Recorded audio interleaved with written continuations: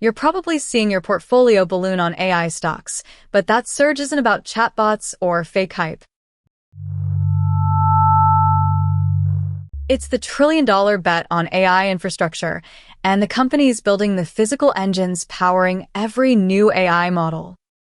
In just 5 years, the global AI chip market jumped from $7 billion to over $100 billion, and NVIDIA captured nearly 90% of that growth.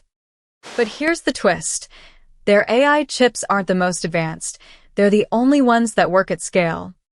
NVIDIA sells these chips for $30,000 each, and companies are lining up to pay that premium for access to AI supercomputers. Meanwhile, cloud providers like Microsoft and Google are racing to build their own AI clusters, but they still need NVIDIA's chips to make it all run.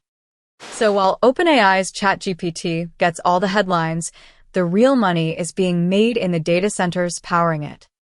And this is where the power shift is real. Control of AI hardware means control over the future of work. Jobs that once required years of training are now being rewritten by AI agents that can code, advise, or even manage teams. But here's the catch. AI isn't replacing people. It's reshaping which roles become valuable and who profits when the machines learn. So the next trillion-dollar shift won't be in the algorithms. It'll be in who controls the hardware that runs them.